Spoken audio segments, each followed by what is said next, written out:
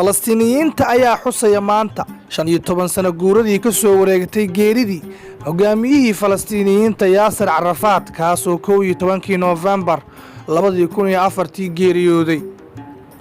Waxay Falastiiniyiintu si weyn ugu xasuusanayaan hogaamiyahaasi inuu yahay aabihii ruuxiga ah ee qadiyadda Falastiiniyiinta. Ururka Fatah ayaa isna u aaminsan inuu yahay hogaamiyihii aasaasaha ahaa ee ururka Fatah.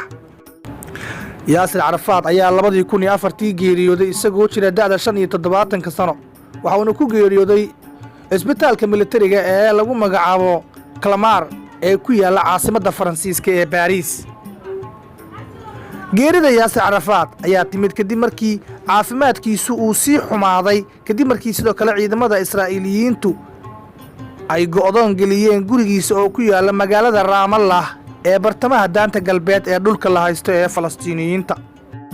Falastiiniyiintu waxay rumaysan yihiin in Israa'iil shirqooshay Yaasir Carafaat. Waxay sheegeen in la sumeeyay hogaamiyihii Falastiin ee Yaasir Carafaat. Waxay sidoo kale sheegayaan Falastiiniyiintu in aanu u geeriyoonin da'diisa oo saa'iday ama cudur. Sidoo kale waxay sheegeen in geeridiisu aanay ahayn mid dabiici ah. Gudoomiyaha guddiga baarayaasha geerida Yaasir Carafaat ninka lagu magacaabo Tawfiiq Dayraawi ayaa munaasabado badan ka sheegay inay hayaan cadaymo fara badan oo sheegaya in Israa'iil ay shirqooshay Yaasir Carafaat. 15 sano ayaa ka soo wareegtay geerida Yaasir Carafaat. Weli Falastiiniyiintu waxay ku hoos jiraan gumaysiga Israa'iil. Yaasir Carafaat ayaa ku dhashay magaalada Qudus 4 Agoosto 1929. magaciisa oo dhammaystiran waa Maxamed Yaasir Cabdira'uuf Daawud Sulaymaan Carafaat. noloshiisa iyo dhaqdhaqaaqiisa siyaasadeed waxa uu bilaabay 1952 kadib markii uu madax ka noqday ururka ardayda Falastiiniyiinta ee magaalada Qaahira ee caasimadda waddanka Masar.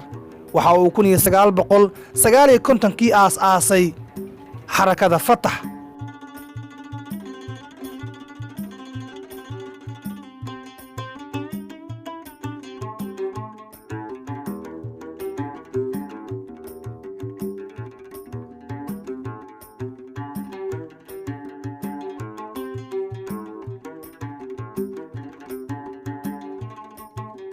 ururkaasi ayaa dhaqdhaqaaqiisa militariga ee ka soo horjeeday Israa'iil bilaabay 1965.